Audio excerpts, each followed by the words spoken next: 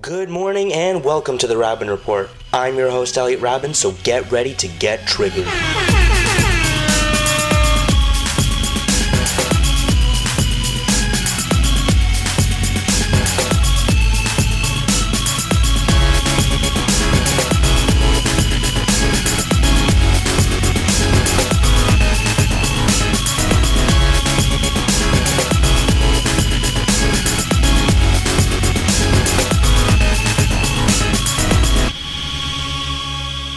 Hello and welcome to the Raben Report. I'm your host, Elliot Raben, as you might have heard in our intro, and with me I have my expert panel as usual, Marshall, Adam, and Daniel. How are you guys? Good. We are good, yeah. great. Well, I'm great. I don't know. You are? I'm fabulous. There you go. Awesome. Pretty happy today. Oh, you yeah, know? for sure. Just like, studio's pretty empty. Anyway, It's a ghost Today, we're switching gears to a much lighter topic, abortion. Oh, yeah, very light. Yeah, town. The latest topic we've had so far. I'm probably, sure. yeah. So, it's not that light. Abortion is one of the most controversial subjects out there. The question always remains, ethical or unethical? Good or bad? On this episode, we'll discuss the pros and cons of abortion, the laws in Canada and the US regarding its legality, and even the types of abortion that exist. So, let's go right to our first question. What is abortion? There are many definitions to it, right? According to the Oxford Dictionary, abortion is the deliberate termination of a human pregnancy, most often performed during the first 28 weeks. Now, let's go around figuring out what each of you personally defines it as. Well, I feel like we're all going to have a pretty similar definition to it. I think when it changes the most for people is with religious people. Mm-hmm. And although I suppose I shouldn't assume, I don't know if you guys are religious or not. I'm not. I'd assume not. I'm a Scientologist. Thank you very much. And so I'm not religious either, and I think that's exactly what it is in the Oxford definition. I think just termination of a pregnancy. I'd say that's all there really is to it. For me, same deal. Aborting a pregnancy, aborting a child. Well, not necessarily aborting a child, but aborting a pregnancy, whether unwanted or for health reasons or for any other reasons you may have. It's the abortion of a pregnancy. Yeah. All right, and Adam? Sorry, Daniel, my bad. I'd just say like abortion would be a medical procedure in order to just get rid of a pregnancy, I guess, for whatever reason you want, whatever. It doesn't really matter, right? I guess. True. All right, so we've answered that. Now, let's get into more specific terms. What are the pros and cons of abortion? So let's start with the pros, guys. Well, I do, and this is terrible, but I do think it's economically. If we're talking pros, I think to bring a child into a household that is not economically stable, that cannot provide for that child, in a situation where that child is not going to have dinner on the table every night, I'd say it's a lot of time better off for the family because the family is going to have to make some serious sacrifices for that child to ensure their survival, and that child is just going to have a severely diminished quality of life. I'd say adoption would be the best option in that case, but for whatever reason, I'd say if we're talking strictly one pro of it, if you want to call it that, then I'd say it is. If you're not in an economically viable situation, then it's one option of many. Interesting point. Makes sense. I think this is also equally as terrible, but if you want to look at it as sort of a Darwinian point of view, the way that we've sort of modified the human birth to have almost 100% success rate is not natural. The way that we have set up hospitals, the way that we, like every pregnancy has a almost 100% chance of succeeding. Whether or not the baby is healthy is determined by a certain number of factors. But in our biology, the human birth process is the least efficient amongst most mammals. We're not supposed to have many surviving children when having pregnancies. I remember in one of my classes we studied a population graph, and there's this guy in a TED Talk that was saying that the average household now is having 2 kids or less per family. But in the 1800s, people would have 5 kids, and then 2 of them would die by the time before they would hit 10 years old or something like that. So like, it shows how far modern medicine has come, and it shows how far the conditions in which we live have come.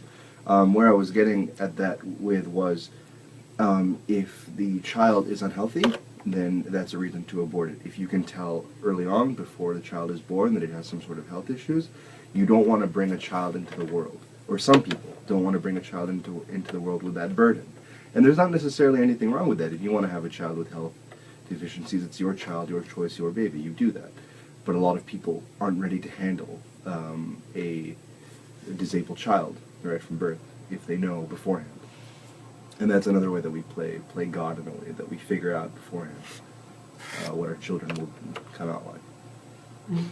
All right, and Yeah, I think like abortion's like in terms of like ethics and stuff like that, it's not like it's a good thing or anything like that, but it goes like under like the philosophical branch of ethics and stuff. So like people have a choice, and as long as like in your mind like you justify your actions, then it's okay, I guess, right? So an example like how Marsha was saying, like if there are people who are economically disadvantaged or for X criteria for not wanting to have the child, they can do that.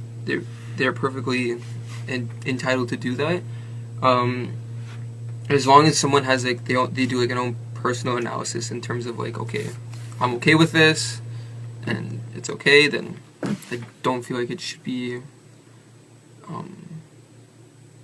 I feel like the stigma that people have is like, oh, if somebody has an abortion, like, oh my god, they're a terrible person, or like, how could you live with yourself? You just killed somebody, or something like that. Like, in terms of like this like ethical debate, there's so much. It's such a broad topic and such a general. There's so much gray area towards it, the subject, that it's subject to lots of different types of interpretations. Which is why like religious people and stuff like that, they don't agree with it. And I understand why they don't agree with it. But everyone's entitled to their own opinion, you know? It's certainly not a black and white issue, and the reason why I really don't like a lot of the terminology around it is because it's not a black and white issue. Like, people think you automatically have to be pro-choice or like pro-birth. Exactly. Nobody's like no pro-choice person loves abortion, and no pro-life person just wants to take autonomy away from women.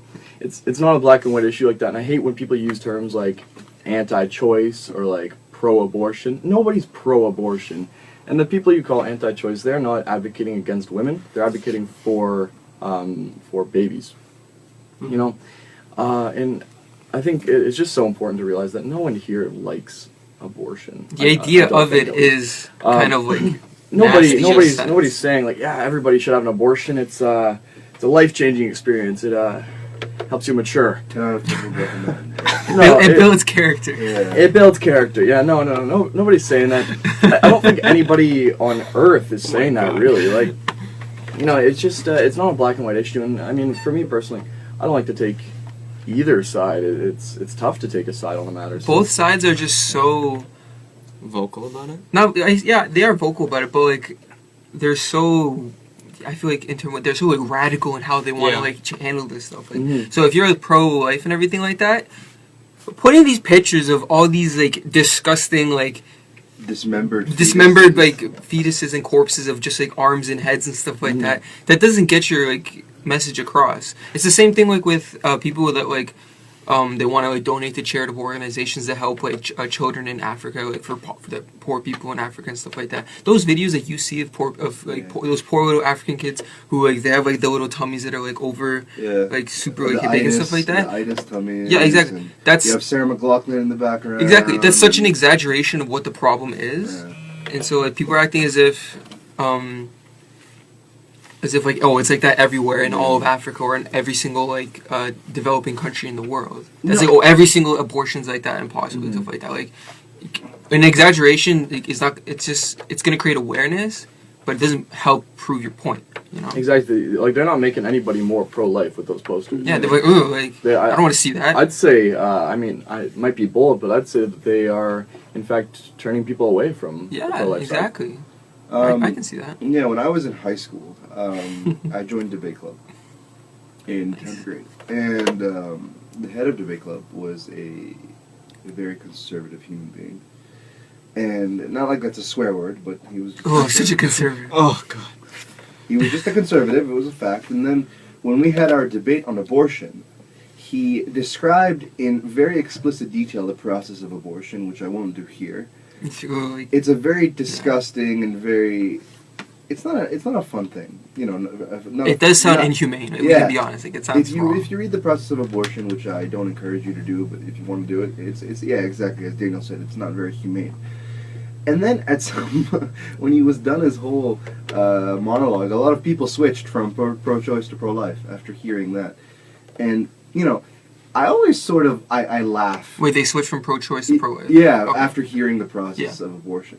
You know, in a way, I sort of laugh when I watch. You know, the majority of debate club was men, and in some ways, I laugh watching men. Right, the worst gender on the planet. White right? men, unbelievable, disgusting. You should be ashamed of yourself, honestly. Anyway, continue. You know, it's funny to me that you have all these men. All these men sitting in a room and discussing abortion, right? When it has almost nothing to do with us. Like we're just one particular part of the process. We are a small part of the process. Yeah. We give the file and we move on with our lives. Yeah. And now, conversely, I mean, I always hear a lot of pro-choice activists saying, if you're not a woman, you can't talk about abortion. Well, I mean, how about this? If no uterus, no opinion. If you're not a fetus, you can't talk about abortion. Like, I think that makes just as much sense. I would never use that argument. I don't think it's. But it just proves argument. how invalid the argument that they're trying to make. You know, I think you don't have to necessarily be affected by it to have an opinion, and I don't think men are necessarily not affected by it. You know, I think no, men are affected by it, but you know, you see all these old white Republican men sitting in Congress saying that abortion is the death of a child. Like, they don't know what it's like. We don't know what it's like to have a child. And we never will know. We never will know what it's like to have a child. Well, I'm a guy, right? So I'm never going to experience just to confirm to the radio show. Yeah. I'm never if by any chance I do get knocked up or something like that, I'm never going to experience the process of an abortion. Yeah. That's something that's only identifiable to women, right? It's a very, very dramatic process. Like Marshall said, it's not like people are getting abortions left, right, and center. Yeah. You know, get your abortions, hot off the press. Like, abortions are us. That's not something that's happening. Abortion is, like, look at the name, abort. Like, it's the last way to get out of something. Yeah. Abort mission, abort child. There's a really negative connotation around it. Exactly. And, if you want an abortion, you shouldn't, first of all, like, they always say it's like, oh, well, then don't have unprotected sex. It's not always that simple. It's not always that simple. I mean, it's really silly to tell someone that they should deny themselves of the human's second most primal instinct. Second most besides what? Eating. Okay. And I think that's a terribly right. That's a terribly silly argument. And, eating carnal desires and like. I mean, I went to a Catholic school, and I know Daniel did as well. Yeah. And we had a couple months dedicated to abortion in grade 12 religion. A couple months. Wow. Oh, really? Yeah, that much? Oh, well, my particular teacher was okay. Very, very passionate about it. Yeah. And it was a lot of silliness, and we had one time where we had to point out all the logical fallacies of each side. However, he didn't give us any logical fallacies that could apply to the pro-life side. So it was very subtly kind of pushing his own to take agenda. his side. And, great teacher. Like I love that teacher, but I did take issue with that. Mm-hmm. Yeah, I feel like abortion is like a very important issue in terms of with Catholic schools, because both of us went. Even like during elementary school and stuff like that. Like when you get into the intermediate, like grade 7 and 8, like those type of heated topics are started to brought up, and like they're pushing like their own like religious agenda towards the students, and obviously because like you are technically Roman Catholic, but it's very scary, like how they do it. Like if you learn that information at such a young age, Yeah. it's very like The it's same- almost it's kind of scary and traumatizing. Yeah, and that's the same thing with the new sex ed curriculum, right? Mhm. Like parents are concerned that students will learn such material at such a young age, and they're not even learning about abortion within the sex ed curriculum. But I So- think if you're gonna learn that type of stuff, like you should be learning like what sex is and Exa- all yeah. the different genitalia of Mhm. like both the genders and stuff like that. But they should be tackling all these new up and coming issues. So they should tackle like homosexuality. They should tackle like transgender rights and all this stuff. They should tackle abortion and stuff like that. If you can't have a healthy, open discussion about this, everyone's gonna be raised like with some preconceived notion that from like anywhere like from the internet that's like not necessarily completely factual, right? And you know, like It's a problem. one thing I like about the new right, which I consider myself to be the new right, is it has, and when I say right, I mean right wing. I don't mean correct. Not the alt-right. I don't mean correct. I mean Not the right alt-right? wing. No, It's different. not the alt-right. Religion has very little to do with it. I've never liked conservatism for the sake of religiousness. I've never been a fan of that, and that's why for a long time I wasn't a fan of Ann Coulter, because she was just so, everything was religious to her. Sometime early 2015, Ann Coulter made a transition to more of a new right perspective, and I've come to really admire Ann Coulter since then. How different is like you would you wanna- compare like new right to Do you want to the right to alt right? Do you want to just very quickly explain to our viewers who Ann Coulter is? Ann Coulter's a journalist. She's Quote, very unquote, popular, journalist. very popular on Fox News, and she does her own stuff as well. She's written several books, and she's quite infamous. And I think a lot of people who dislike her should look into her newer stuff. Is she She- blonde? Yes. Yeah. Is she what? She on the with Trevor No, Noah? that's Tommy Lauren. Yeah, that's yeah. Tommy Lauren. I'm not a big Oh, fan no. of her. Like, Okay, never mind. Tommy Yeah. Lauren? yeah, I don't like Tommy Lauren. I think she's just as bad as the left in a lot of her logical fallacies. Would you I would give her in. I'd put her and Trevor Noah on the same level. Oh, wow. Yeah. Okay. would you Jeez. compare Ann Coulter, or would you describe her as the female Milo? No. Or too Not far? Well, no, I no, think no. it's. That's I crazy. wouldn't say that there is like a female Milo. I think Milo's his own animal, really. Yeah. But no, Ann Coulter has written The some great resurgence books, of the and Antichrist. she's gone from tackling these silly issues like gay marriage, and she used to just talk a lot about gay marriage and marijuana and whatnot, to tackling real issues like immigration and terrorism and things like that. And I think her new stuff, like her book that she just came out with, oh my god, I can't remember what it's called. It's like it's some play on words with like the United States of America, and one of the words is Spanish or something. Anyway, United States of America. uh, Something like that. sorry, I've digressed. Basically, I mean, like, the whole abortion thing, when it's driven by religion, I think that it's kind of a poor argument. Does she use a lot of religion to? time. Not anymore. Oh, okay. She used a to. lot, and Okay. that's why I never liked her before. Okay.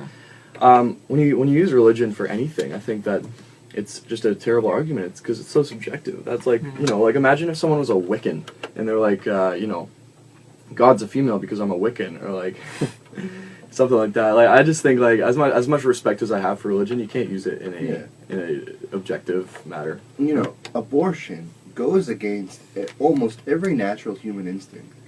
We're supposed to procreate. That's the only thing we're Mhm. here for on this planet. Mhm. You know, yeah, you know, we have this talk show. We want to educate the masses. We want to, you know, we want to go out, have careers, have jobs, have houses, families, kids, whatever. But if we bring it down But back if we to our bring it basic down back to our natural basic roots, we are here Yeah. to procreate and die. That's it. Same. Like you know, and you have a pregnancy. One, we're not supposed to know about a pregnancy 2 weeks after it happens. That's you know, modern medicine in its marvel. Mhm. And then to consciously end it is something that we're not prone to do. That's a socially constructed concept on its own. That's something that's been created over Yeah, time. to end, to you know, to pull the plug ourselves, to have the power to do that. And you know, I personally believe that there's something so emotionally charged that's why religion is so involved, Mhm. because there like the majority of people cannot handle such a concept, so they leave it up to a higher being. Mhm. And I get that. I'm more of a spiritual person than religious. I consider myself a deist, but for me, you know, you have these people across all three major factions: Judaism, Islam, and Christianity. Yeah. And they all have different definitions of what a person is and when it is okay to end a pregnancy. I don't want to talk out of my ass, so I'm not going to give facts, but they each have a different definition, and every country with the majority ruling religion has different access to abortion. You have this sort of negative outlook on abortion. When we mentioned the pros in an earlier thing, in our earlier talks, and I think that with when you leave an argument up to God, whichever God you believe in, when you leave an argument up to God, you're not opening the door to a conversation. Because go argue with God, right? And how are you supposed to argue And with how God are if you you're supposed supposed to to be argue with God? omnipotent? Yeah. Exactly. I'm writing my final paper of philosophy, and I have to compare these two philosophers. I'm done. I'll be done in a second. I'm comparing these two philosophers, a Chinese philosopher, Lao Tzu, and Rene Descartes.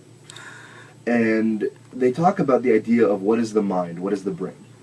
And in the Lao Tzu, he says, no, that was my earlier assignment. Sorry, that was my earlier assignment with Gilbert Ryle, comparing Gilbert Ryle to Rene Descartes. Yeah. Gilbert Ryle, philosopher in the 70s, says that the mind is, we control our mind. And that we're sort of the captain of our own soul. We control our thoughts, our movements. And Descartes has the idea of like dualism, with the separation between the soul and the body. Descartes has the idea of dualism, the separation with the soul and the body, the two separate things that come together. And he, at some point in one of his, he has he breaks down his argument into six or seven. Something like that. 7 different points. And in one of his points, he said that the mind is so complicated that it can only be created by something like God. Yeah. That's it. End of story. Go argue with God. Right? It's tough. It's tough to like use that as an excuse for Yeah. I don't have the answer, so I just leave it up to the fates. I leave it up to the cosmos. Yeah. That's kind of ridiculous. You know what? I can't explain it, so therefore God. Yeah. Done. And that's why it's like the idea of abortion and the legality of abortion is so fragile, even with legislation like Roe v. Wade in the States. Mm-hmm. Roe v. Wade, when did it happen? 70s? 76? 78? 90s. No? Oh, sorry, that's Harvey Morgenthaler. 70s, yeah. 76 or 70 something. Mm-hmm. Since then, it's been so fragile. Access to abortion, clinical abortions, clean abortions, safe abortions. And I think that's a big reason why. So on the topic of Roe v. Wade, it's a big issue in the U.S. It was at the forefront of the election campaign and has been in the news, especially with the Planned Parenthood shooting last year. What is Roe v. Wade, and how can you explain it? I don't know the facts of the case. Maybe Yeah, I'm not Marshall too familiar with it. Well, I mean, Roe v. Wade essentially was just the case that does not allow states to outlaw abortions. I mean, that's the Therefore, law. making it federally legal. Yeah, or- so So it was states, like a Supreme states Court can have their decision? own laws on Supreme Court decision. States can have their own laws on abortion, but they cannot outlaw it. So Ohio actually just passed a law. No, Ohio. No, it was Ohio. It was Ohio. They passed a law where you cannot have an abortion past a month and a half. Oh, And that was a huge win for the pro-life group. I know Ben Shapiro was rejoicing. Do you think that more states are gonna follow along with that? See, Or? it's funny how you mentioned Ben Shapiro because even though he's like He's very religious, but but like he, But I he think I was doesn't- watching one of his videos like talking about abortion and stuff like that. Mhm. He made a very very sound argument for pro life It was a good without video. being religious. If I Mhm. remember, he's just talking about like in terms of like ethically and how like, disgusting it is to have an abortion. Like how like he shows like the actual like photos and like diagrams of like what how like a fetus looks like Yeah. after a certain period of time. So like even after like a month or two, you can kind of see like it's a little like it's like a little human being. Mhm. So it is like, and like how can we people outside of the womb judge what it means to be human like when you're in the womb, right? So Yeah. like, But he didn't talk about God. He's like, no. If God doesn't agree with it, I don't agree with this. Not. He made a very sound argument, Yeah. and I really like that. He's very good at that. There's something funny I'd like to point out about this, and we have the word "disgusting" has been used to describe abortions a couple of times, and I have no problem with it because it's simply true. But I think there's so many people who would say, "No, it's not disgusting. It's a wonderful, beautiful procedure. It's Who are those people? I want to have a talk. abortion's a miracle." No, I don't think anybody's actually saying that, but I do think that there are people who would actually get mad. Or they downplay they downplay how Because the it fact does that have a negative connotation. It does, with and the you know- word disgusting. The thing is, like, even I it had sounds a- disgusting. Abortion. It just sounds nasty. Yeah, I had a tendon release surgery a year ago. That was disgusting. That doesn't make me a bad person, right? Yeah. Like, you know, I think. Yeah, back when I was a little kid, I had like this like huge like little ball of like I don't know, it was like a Infection. no like like I don't think it was a cancer or something like that, but like it was just like it was a collection of cells, like kind of like a tumor, I guess. Okay. Like I got it removed, but it was this, like, just this big ass ball like right Yeah, on my I had hip. a mole removed. Yeah, and, like, That that, can be and considered getting that disgusting. cut off, like I didn't see it, but if you cut that off and you see what it was, Yeah. I guarantee it was disgusting. it's all disgusting. And I Yeah. mean, all that blood or like all that. I think Yeah. people I just had my dignity removed. But other than that, people need to realize that, you know, it's kind of silly to act like it's this totally benign, totally normal thing. It's a serious thing, and it's quite grotesque, especially in the later stages. And I don't think there's anything wrong with calling a spade because that's not saying anything about the person. That's just, you know, I just wanted to make that clear for any. Yeah, I feel Yeah, it wasn't as big of an issue as I thought it would be, but during the Canadian the election back in 2015, a lot of, I don't know if it's necessarily the Conservative Party approved of it, but there were a lot of movements and not a lot, but there was some advertisement that Justin Trudeau supports full-term abortions. I don't know if that's necessarily true or not. But I remember I woke up one morning, I went to go check my mail, and there was a picture of this dead fetus at 8.5 months. Oh yeah. And it was like Justin Trudeau supports aborting this child.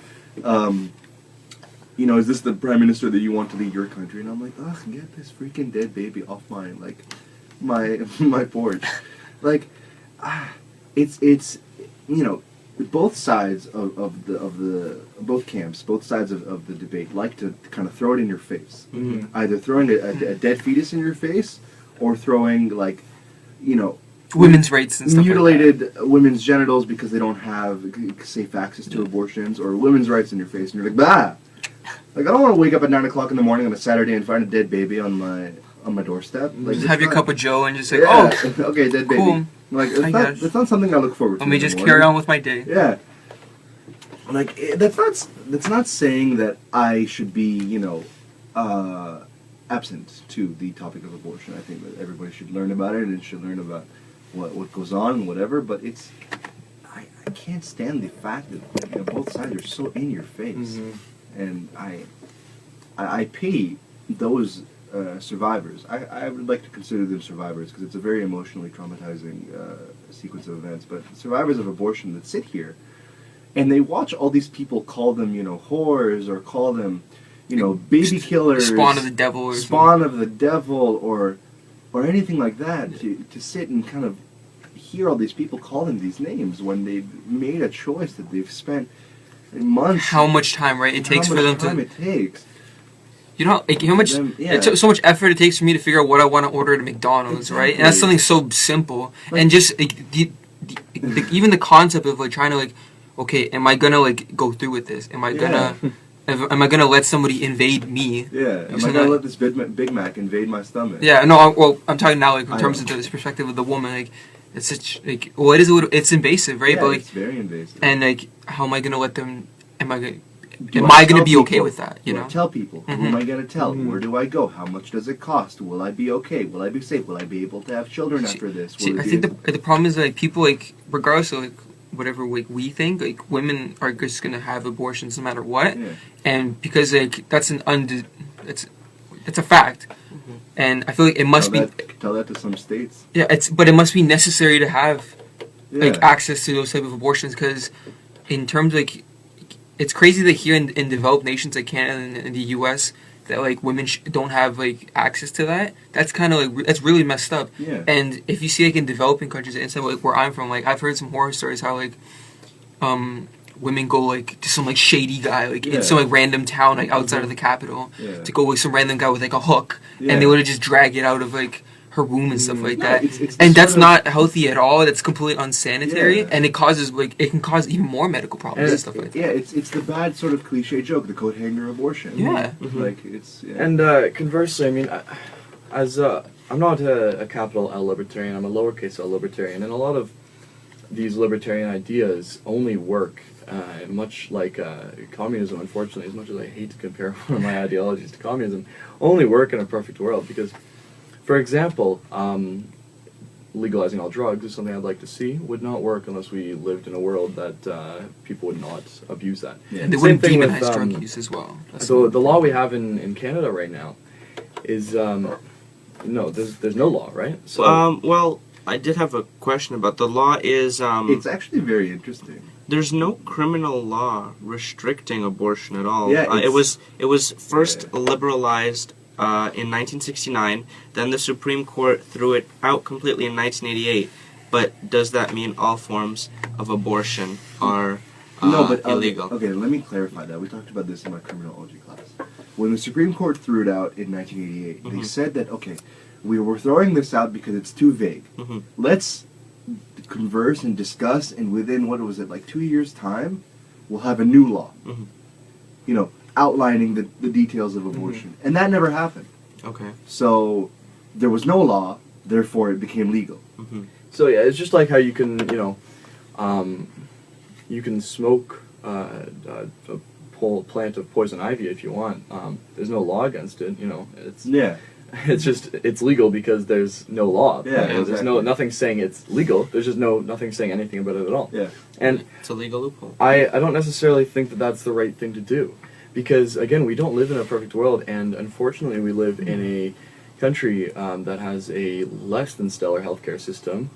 Oh, I know. So No, Canada has Marshall, Canada has the best health controversy. system ever. You I know. cannot argue this We have whatsoever. no problem. No way. Waiting 4.5 hours in an ER is completely okay. yeah, honestly, like the entitlement people have about our brilliant healthcare system. No, Check your yeah. hospital privilege, okay? Check your hospital privilege. Our healthcare system for a developed nation is god awful. And I don't know.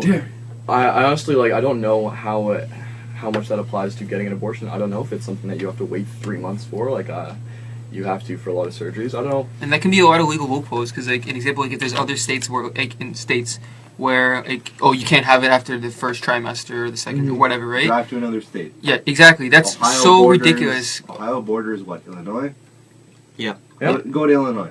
Yeah, or you got to go to Washington Yeah. State or something crazy like that. Yeah. And so somebody will and this is all hypothetical because I genuinely don't know how what the procedure is in terms of wait times for abortions in Canada. I know if it's a very early abortion, then it's not so bad. I don't know how it gets later on.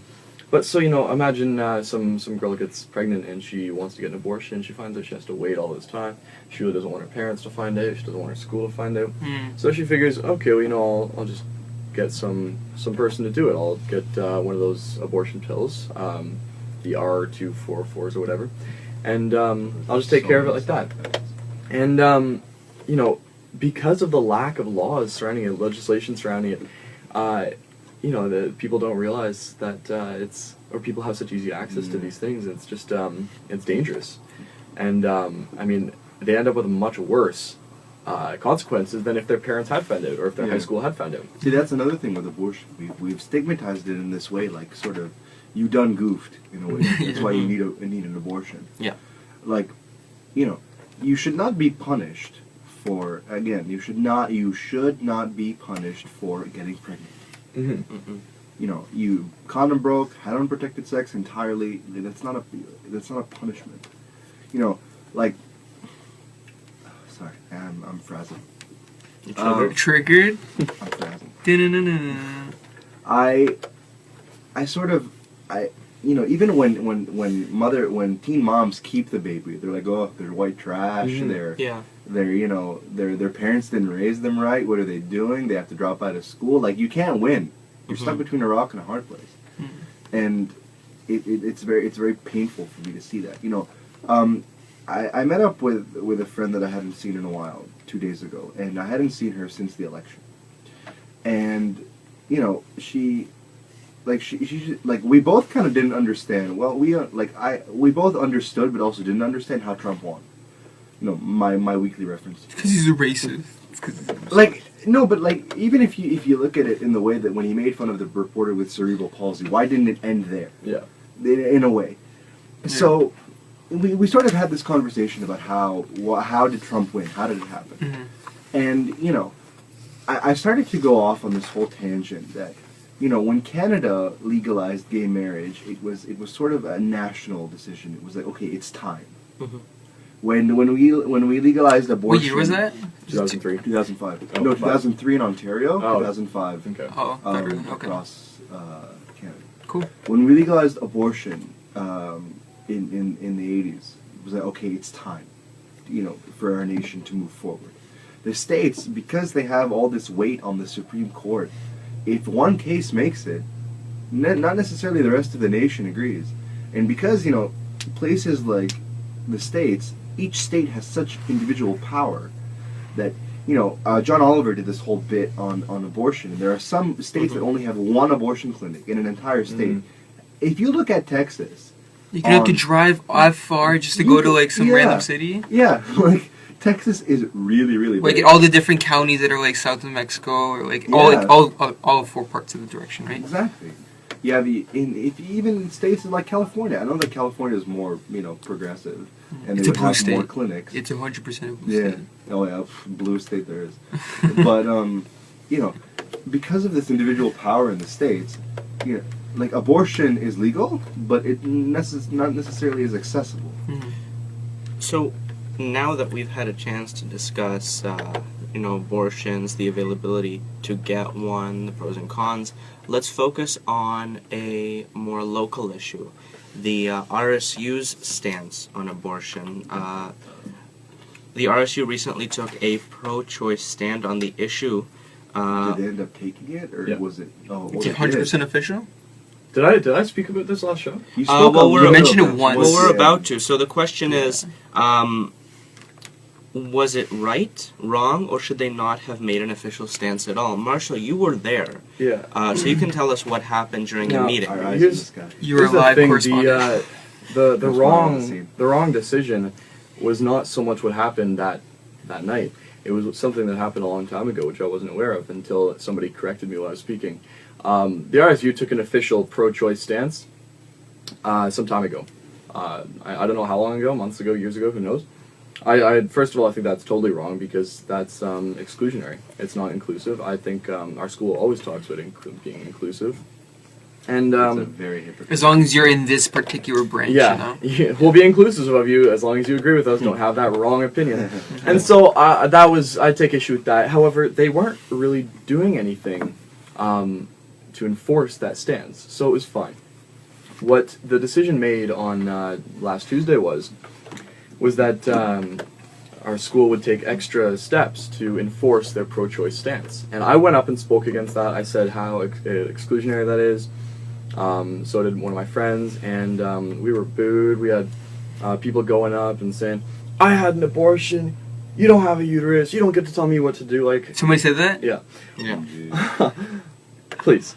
I'm not telling you what to do. I'm saying that our school should not exclude people who have other opinions. And one of the And that's tenets of being it, inclusive. yeah, one of the tenets of it was that there would be no pro-life material allowed on campus. Wow. And then censorship. it is, and it's terrible. Even if I don't agree with what the Yeah. content is, it's still And censorship. now here's the thing: allegedly, these pro-life protesters were harassing people, and our school actually doesn't have the power to remove them. Really, we It's can. public property. Yeah, we can tell them to get lost for the moment, but we can't ban them. We can tell them not to come back, but it's not enforceable. So that's one thing they wanted to do. And I mean, here's the thing: I've not seen the pro-life protesters, and this is anecdotal, so I don't. I It doesn't saw carry them. any weight. But no, I've seen them. I haven't seen them harassing people. Yeah. No. And that's anecdotal, so I'll admit that does not carry any weight, just my anecdote there. But I have seen the pro-choice folks going up to the pro-life people and yelling in their faces and pushing them, and whatnot. And so, I mean, again, if they are actually harassing people, yeah, they should go. If they're just standing there with their signs, I don't like the signs. Nobody likes the signs. But they shouldn't be censored, and I think that's just... Exactly right. Excuse me. Yeah, I was walking through Dundas Square yesterday, and there was a preacher talking, as they love to do. Which one? This is the the guy that's by Which Dundas? Which No, one? it's not- Daniel knows them all. It's not the Believe guy. No. Talk about the movie guy who theater guy? he has like the one sign. He has like a microphone. Oh, I not- know not which the one. The movie guy theater outside of the guy. movie theater. It was a new guy. It was a black guy. Oh, Okay. yes, okay, I see. Yeah. Alright. Yeah. So he got removed yesterday. It's because he was black. I can tell you that right now.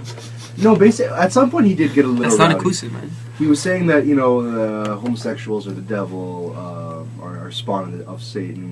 They should. Would you consider that to be hate speech then, if he's saying that? Yeah, I would. Would you, Marshall? Pass. Pass? Okay. I would, because he. I think I would say he that. started to say that homosexuality goes against what humans are here to do, which is what I said: procreate and die. Because as you may all know, that homosexuals can't procreate with each other. I But- had no idea. I know, right? Shocking. Yeah. But and at some point he got removed, and I started saying that, and I had no idea where I was going with it. So I think I'm just going to leave it as. Well, I mean, you're saying he was justifiably removed. as a fun fact. Yeah, justifiably removed. The Fun more fact you of the know. day. Yeah. Okay, now Marshall got me back on my train of thought. Thank you. Being the liberal trash on the show, I believe that the left is very hypocritical in the sense we love Trump's hate. Sorry, I find that statement very funny. Love Trump's hate. I know. It sounds like love is being used as a verb there. Yeah, exactly. Is that intentional? I don't know. I don't know. It's Love Trump's You just hate, don't get it, man. You Safe just don't get space, sanctuary, support, everybody. Awareness, If social you believe in justice. God and God says God loves all his children, then God loves everybody, blah, blah, blah, blah, blah, blah. And then as soon as you go against them, you're a racist, you're a homophobe, you're A bigot. a all bigot, that. whatever. Ignorant. You're not even ignorant. You're ignorant. You're That's how ignorant. ignorant. You're ignorant. Like, I respect Marshall for going up and talking about how the university shouldn't take a stance at all. Yeah, it takes a lot of Because you cojones to do that. alienate people. Mhm. And I know that argument can be made in a lot of other things that we all think is fair to say. We have all this education on rape. And a lot of the speeches and a lot of the sort of conferences about rape can invoke a lot of PTSD for rape survivors. And that could say that all this, public awareness and talk about rape is alienating rape survivors because they don't feel comfortable to go outside and to go past these people because it invokes all these memories. And I get that you can't have a statement without being a hypocrite. It's kind of impossible. But I think that we need, if we really believe that love trumps hate and, this is a safe space, whatever that means. This is a safe space. That means rape survivors should be able to discuss their problems and Exactly. be able to talk about that. I believe in that. I want that. I want men in the room. I want men to be a part of the conversation because we're a lot of the problem. I want male sexual assault survivors to be in that room. And that's such a stigma like that. Yeah. Nobody's gonna talk about that. No one's gonna talk. It's what 1 in 15, 1 in 10 for men as well. And me saying what about men doesn't null and void. Yeah, it doesn't mean the statistic it doesn't of matter women. about the women, but I want them to be included as well. They're part of that. I want the conversation. I want that to happen. I want pro-life and pro-choice to sit in the room and talk. Mhm. This is what university is about. As Dr. Peterson of U of T said, we're all idiots. And our goal is to educate everybody on, I'm giving you my idiot opinion, you're giving me your idiot opinion, and then at some point, we're going to, even out and figure out, maybe we'll open our mind to something else. So, my last question, since we're running out of time, that was a great point. Actually, one thing I just wanted to say in terms of the RSU thing, because they took a pro-choice stance, I would love to see the opposite thing and what would happen if Ryerson took a pro-life stance and all women's groups and all of these advocacy groups would be could non-stop be protesting and Yeah. stopping and say, no, we need to revoke this and completely everyone's okay just because it's one particular opinion, regardless if you agree with it or not. But if it's something that the majority of the population doesn't agree with, then that's when it becomes a problem. That's only a problem I with that. agree with the pro-choice stance, but I don't agree with taking a stance at all. Mhm. Mm-hmm. That's my problem. So, speaking of your stance, the question is, what are your guys' personal stances? Without explaining it, just what are your stances? I'm No, without explaining it. I'm pro-choice, but pro-choice in the sense that I believe that women should have access to abortion. Whether or not they choose to have abortion is up to them. No government should intervene. As Prime Minister Pierre Trudeau said, the government does not belong in the bedroom of our citizens. So if it was your child, would you be pro-choice or pro-life? I pass. Pass. I can't. I wouldn't know. You wouldn't know the until situation. That's okay. time. I'll leave you in suspense. We'll see at the time. All right, Marshall. Pro-choice with caveats. Pro-choice in the terms I think women should be able to get abortions. I think that there should be legislation around it. I don't think our system we have now is good. Pro-life on a personal level. However, of course, it's not my choice. It's the woman's choice. I would just hope that she would choose to give it away, give the child away for adoption if it wasn't viable to keep it. But preferably for me, there's no abortion taking place. But I do think that there should be access to it. And Daniel. Younger, during like going through like Catholic schools and stuff like that, I used to be like pro-life and stuff like protection of the fetus and stuff like that. Now it's pro-choice and stuff like that in terms of like women's rights and in terms of being able to actively able to do that without any. Like if it's a medical procedure, then we should be able to find a way to properly do it, I guess. All right, and my stance is very similar to Marshall's. I'm pro-life personally.